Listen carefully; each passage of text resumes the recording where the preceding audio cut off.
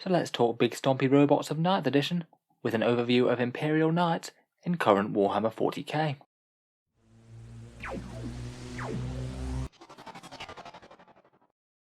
Hello and welcome back to Auspex Tactics, the strategy-focused 40k channel, where we're all about getting the most out of our miniatures on the tabletop. Today we're going to be doing another faction overview, this time talking about the power of the Loyalist Knights on the battlefields of 9th edition. In the video we'll talk about Knights in general, go over the core rules of the army, focus on a few of their more unique and dangerous special rules and upgrades, talk through the datasheets and Forge World datasheets, and finish up with one example of a strong army. Loads to talk about, so let's muster some households of great armoured supersuits and charge ahead into the video.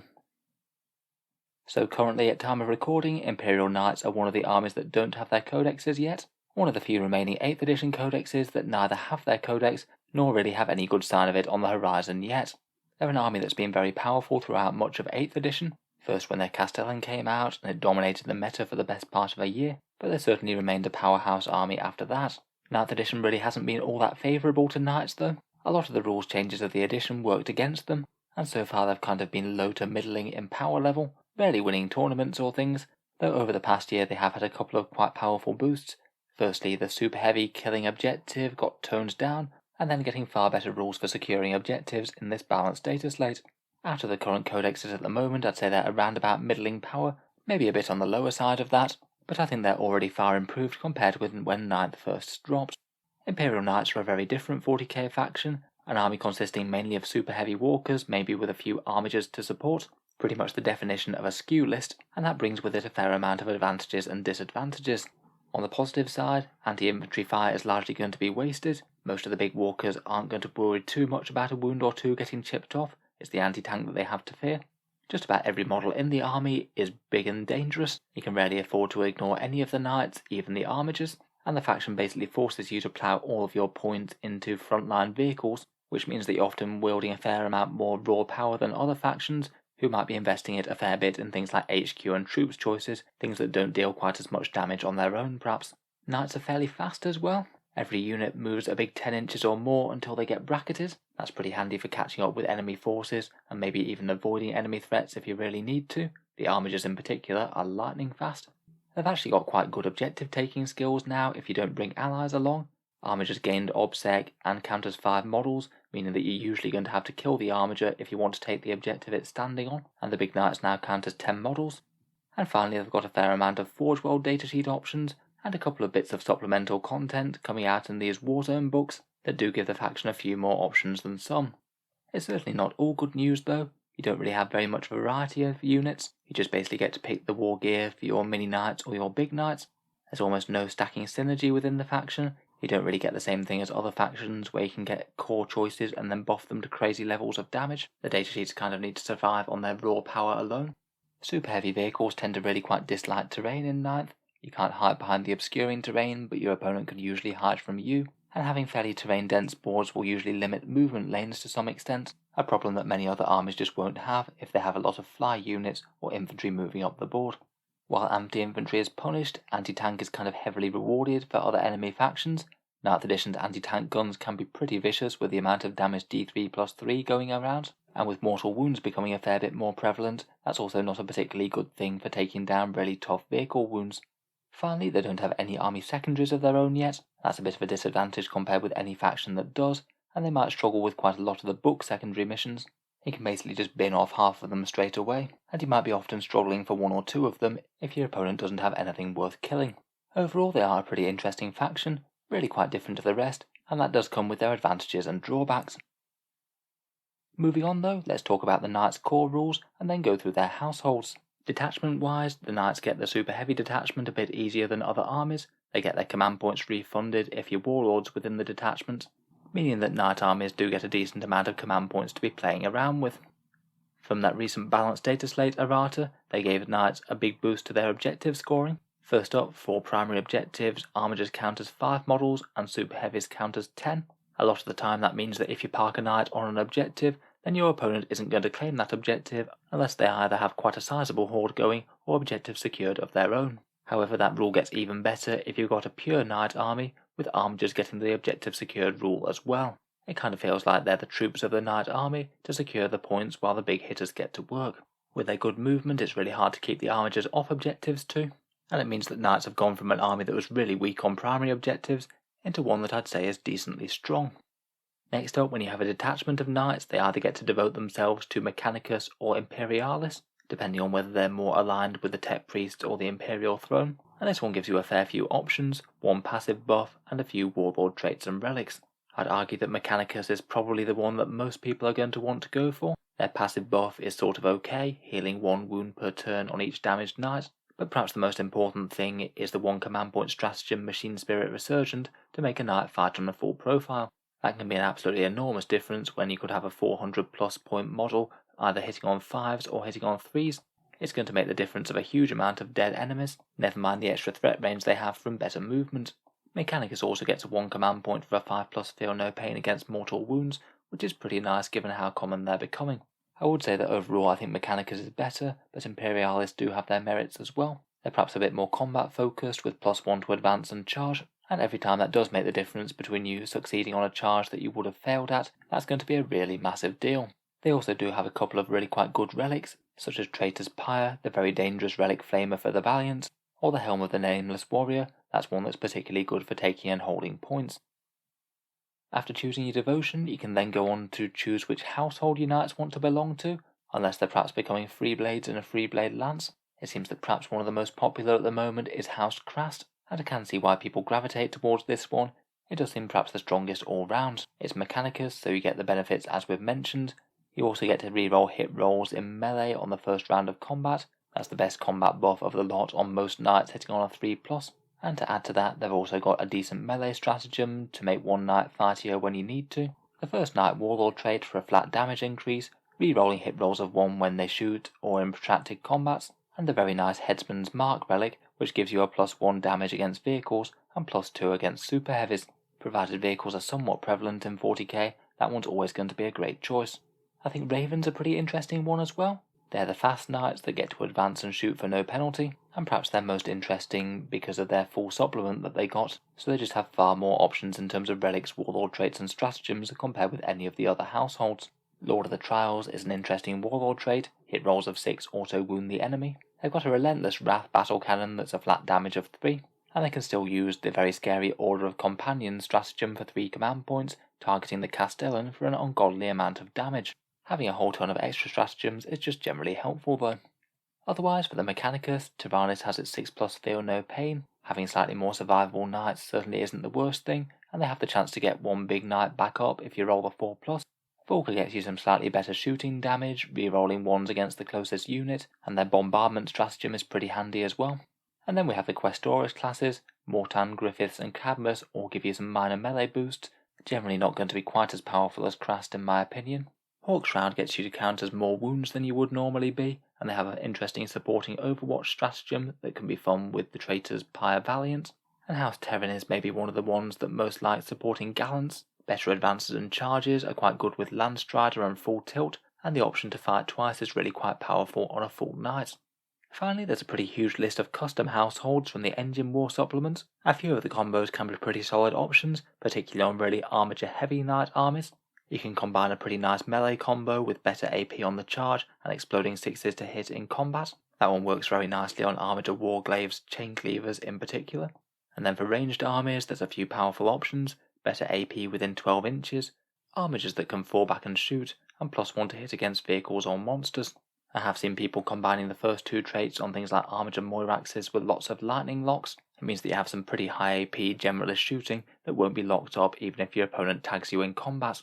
Otherwise, there's a few ones like rerolls for hits or damage results. If you're using lots of single shot very powerful weapons across a lot of units, that potentially could be very strong too. Another interesting way that you can play Imperial Knights is using the Freeblade rules. For me, these rules were really quite lackluster when the Codex came out, but they've been given a new lease of life with the Freeblade Lance formation that came out in one of the recent Charadon books. I believe it might have been the Book of Rust. In normal circumstances, it usually would make sense just to nominate 1 knight per detachment as a Freeblade. They then get qualities and burdens, qualities being buffs and burdens being negatives, and they suffer the negatives of the burdens if you roll higher than their leadership on 2d6 each turn. so you might feel the effect of the burden once every 3 or 4 turns perhaps. You get these instead of your household traits, and often that means it's a bit of a steep trade-off. Qualities wise, admittedly there are a fair amount of good things. Objective secured for your knights, could be nice on those big 10 model Questoris classes.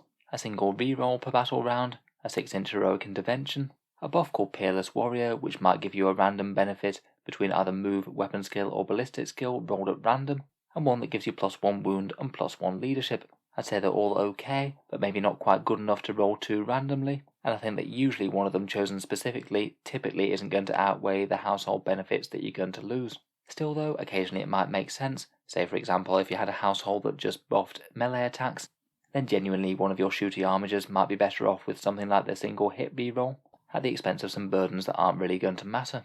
Some of the better burdens might be taking no stratagems, poor ballistic skill and no falling back, or only shooting and charging at the closest enemy. Some of them you might not care about too much, say for example charging the closest enemy on a melee knight that wants to be getting stuck in anyway. From the core codex I think they're kind of marginal and not really worth using all that much, but if you take them in that Freeblade Lance Army of Renown from the Book of Rust, I think that does a fairly good job of actually rectifying them and making them worth the price. It's kind of as an alternative to having an actual household, as all models must become Freeblades, and all the character models get a vastly upgraded version of picking these qualities and burdens, getting to actually choose 2 qualities and choose 1 burden. The main restriction with that is that you have to choose different ones until they're all taken, and then you can start picking them again. The character models also get +1 leadership as well, reducing the chance that the characters actually suffer from the burden's negative effects. There's also a warlord trait to gain a household tradition, so you could still have the full melee rerolls of Krast if you wanted, or perhaps some boosted durability from Tyrannus. There's a quite nice stratagem for better damage when they're a long way from other knights.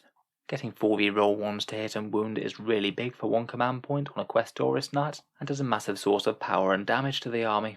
There's also an option to stack 2 relics on the same knight as well. That's really powerful when you could combine say an offensive and defensive relic to make an all-round stronger knight, and opens up a lot of cool combos. Overall I do think the Freeblade Lance does enough to make itself worth it, and certainly seems like one of the viable options for playing knights more competitively to me. I think it perhaps lends itself more to the super heavy knights though, rather than swarms of armigers. Otherwise, once we've got the more passive and always on rules out of the way, knights have some of the most interesting and exciting warlord traits, relics and stratagems. They all just tend to be pretty powerful when they're applied to massive super heavy vehicles. For the warlord trait, perhaps one of the most commonly played is the Ion Aegis, the 4+ Ion Shield Invul save. It means you don't have to rotate Ion Shields and makes your knight a lot tougher to ranged attacks. +1 attack is nice on just about any combat knight from Knight Seneschal. Landstrider's pretty excellent with +2 to advance and charge. That combined with full tilt mean that you can easily make first turn charges, and Blessed by the Sacristans can be good for a high rate of fire weapon to spam out a few mortal wounds. The Mechanicus warlord trait Cold Eradication is probably worth a mention as well. That allows you to re-roll the number of attacks every time you shoot with a random shot weapon such as heavy d6. That could easily be worth it on something like a Knight Castellan, who's just covered in random number of shot weapons. Relics wise, knight players really are spoiled for choice. The 2+ armor save of the Armor of Sainted Ion is a really common one. That gives you better defense against low AP attacks, and helps out in close combat too.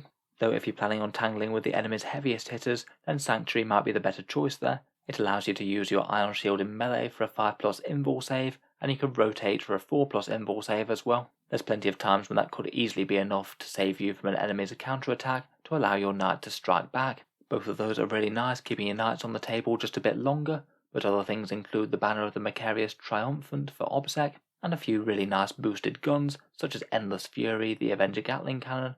That generates a whole ton of Strength 6 damage 2 hits. Core's Wrath is nearly an auto-include on the Castellan for the damage 3 plasma gun. Traitor's Pyre as we mentioned for the Conflagration Cannon, and the Paragon Gauntlet for some crazy combat attacks with no negative to hit and damage 8. Stratagems wise, Rotate Ion Shields is perhaps one of the most bread and butter ones of the knights.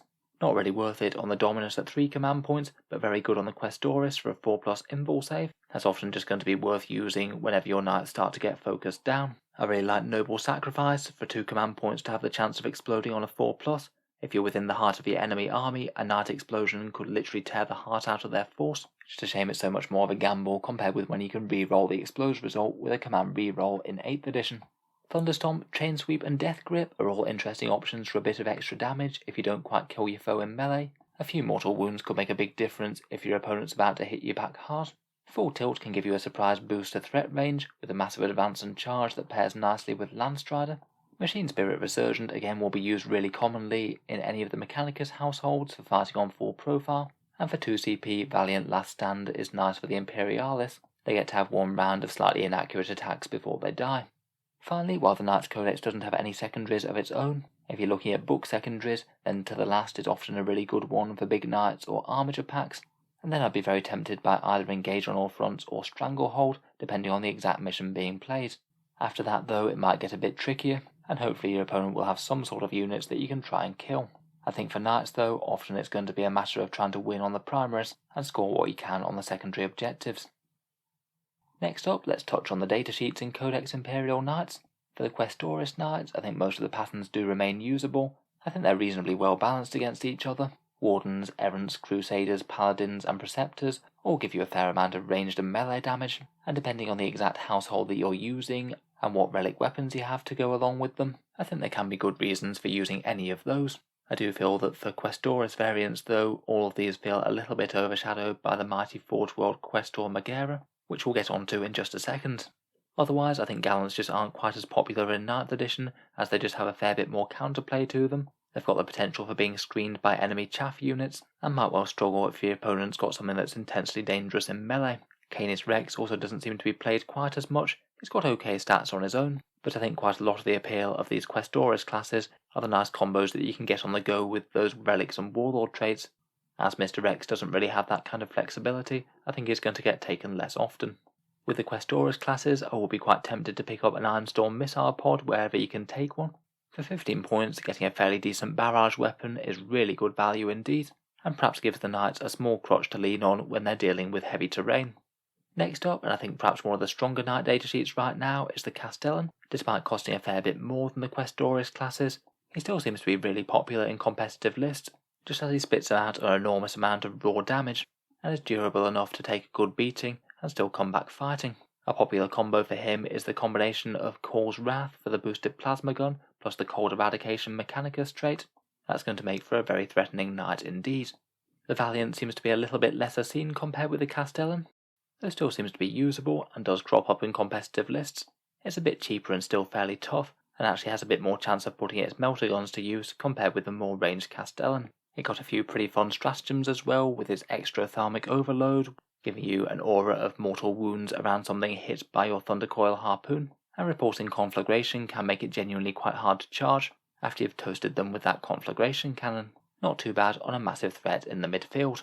Finally, for the core codex we get to the armigers. The Warglaves are really cheap and effective at 135 points, and absolutely great for charging forward to take objectives, and are perhaps the most expendable unit in the knight army. Their damage output's okay, and I think that they are fairly durable for the points, particularly if you spare a command point or two for rotate ion shields. I think a lot of knight lists are really wanting to include at least a few armigers these days, due to having that nice obsec and good movement, and a Warglaive or two is quite a nice thing to have moving into the midfield. Finally, the Helverins seem like they're built to take backfield objectives now. Obsec plus some long-range autocannon fire for 155 points. I think they're decent enough, though certainly compete with the Armiger Moiraxes, the Forge World Knights with a fairly flexible array of guns. Talking of Forge World, these Knights' rules come from the Imperial Armour Compendium, and perhaps the biggest and nastiest threat of the lot is the Knight Questor Megara, which I'd currently argue is the best all-rounder big knight right now, handing out a very decent amount of damage both at shooting and in melee. He's 480 points, so a fair bit more than most Questoris. His shooting's fairly decent, with a damage 3 lightning cannon getting a decent amount of hits, and a rag cleanser that's pretty good at stacking a whole load of high damage wounds on nearby enemies. But perhaps the single scariest thing is his Siege Claw. He can generate 12 attacks at strength 8, AP-2 and damage 3, and if you're using Crast, you'll be re-rolling those hit rolls as well. A lot of units won't be able to even survive a turn of that kind of combat, and if the enemy is trying to countercharge you, then the Megara's got a pretty decent amount of survivability as well. It gets a 5+ invul save in melee, which is kind of massive, as you can use rotate ion shields to make it up to a 4+, meaning that half of your opponent's attacks should bounce off. It just means that there's a lot of enemy assault units that really can't afford to charge this knight. They might well just do a chunk of damage, get completely killed in return, and leave the knight happy to just keep on its trail of destruction up the board. The Questor Styrex really isn't so far away from the Megara either. I personally feel like its guns are just a little bit less impressive, perhaps a bit better against heavy armour than the Megara, but perhaps a touch worse against medium infantry. There's not a lot in it though, I think, and both of them remain some of the strongest knights in the army. The other Forge World datasheet that I really like are the Armiger Moiraxes. Quite nice alternatives to the ranged Helverins, with options like lightning locks for an average of 12 strength 6, AP-2 and damage 1 hits.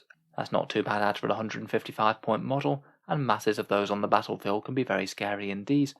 The Volkite Fuglares and the Grav Cannons are fairly well balanced against those as well if you want a bit more anti-medium infantry, and I also wouldn't underestimate the Siege Claw and Rad Cleanser to give you a knight with a bit more punch on the counter-attack, though of course that does make you less good as a gun turret. Between these and Warglaves being OBSEC, it does seem that a fair few people are experimenting with mass Armiger lists right now. Their damage output's okay, but combine that with being pretty tough and their objective shenanigans, and you've got quite a threat on your hands. Otherwise for Forge World you've got the Acastus classes and the Cerastus classes. The Acastus I just really don't think competes very well with Castellans at the moment for how many points they cost, and the Cerastus seems to be largely overlooked compared with the Questor Magera, who does a fairly decent job of outcompeting any of them in their own battlefield roles, and I think is just a better generalist with better bang for your buck right now. Finally, I thought we'd wind up with just one example of a strong Imperial Knight list, this one run by Andrew Vorter, who used it to take 4th at the Frontline Gaming New Orleans Open. The knights he chose to run were a single House Crast Super Heavy detachment with a Knight Castellan, Knight Valiant, a Questor Magera, and a couple of Armigers, one Warglaive with a Heavy Stubber, and one Moirax with 2 Lightning Locks. I think this seems like quite a balanced selection as knights go. A Castellan to provide some hefty fire support while standing on a home objective. He takes Coarse Wrath and Cold Eradication for 2 enormous and really quite reliable guns in both arms, and I think that Crast works particularly well with Castellans as they hit a bit worse in combat, so getting 4 rerolls to hit is very nice indeed with those stomping feet. Means that you certainly can't ignore the combat threat, even of one of the more gun turret orientated units in the army. Next we have a Knight Valiant with 4 Shield Breaker missiles. That one takes the Headsman's Mark and Iron Bulwark. The Headsman's Mark is the one that gives you the +1 damage against vehicles. It's going to be kind of underwhelming on the Harpoon, but it really amps up that Conflagration Cannon to the next level. Flat damage 3 is going to be really nice. Iron Bulwark also makes sense, as it kind of needs to advance towards the middle of the table. It's perhaps one of the best options to shield with a 4+ invul. Next we have the general purpose Questor Magera in full force. He takes the armour of Sainted Ion and First Knight, so we've got a full complement of 3 Warlord traits and 3 relics on the table. A 2+ save is pretty nice for keeping you safe against anything that's low AP, and the reroll ones of First Knight seems pretty nice on the Magera. It might well be able to make use of them both at ranged and in combat. Perhaps it's a bit more likely to have multiple turns of being locked up. Finally, an OBSEC Warglaive and Armiger Moirax are pretty handy for reaching those far-flung objectives. The Warglaive will be extra punchy in Crast, and the Moirax with the Lightning Locks provides a little bit more anti-horde, perhaps something that the army might have a potential to struggle with, not having an enormous amount of shots on most of the other guns. Both of those will move very fast, so they can get to some far-flung objectives, or maybe hunt down some infantry hiding behind terrain. In any case, it seems like a really good example of some of the main strengths of Imperial Knights brought together in one list, and really quite a balanced feeling one as well. A few big knights and a couple of small ones. Not that player skill should be underestimated with taking 4th at an event as well. I feel like Imperial Knights are one of the armies where you have a few quite big decisions to make. Where you decide to move or deploy your force can really make a massive difference as to how the game unfolds. So I think we'll leave that there for this video. Hopefully that's been of some help to Knight Commanders out there. And by all means, if you've got any other tips or tricks that you think I should have mentioned here, please let me know down in the comments. If you've enjoyed the video, feel free to subscribe to Auspex Tactics. I'll most certainly be keeping the regular 40k content coming, with new videos out just about every day. Finally, if you have been enjoying all the videos on the channel, I would just like to mention the Auspex Tactics Patreon page, which is the reason I can afford to make quite so many of these quite so often. All this content does take a fair amount of time to produce. If you are enjoying regularly, any support is enormously appreciated. Channel patrons do get a fair few advantages, including seeing certain videos early, regular votes to see what sort of things come next on the channel, and automatic entry into the regular prize giveaways with a chance to win some really big model kits each month. If any of that sounds good to you, or you'd just like to help support, then the link is down in the video description. In any case, a massive thank you for listening, and I'll hope to see you guys next time.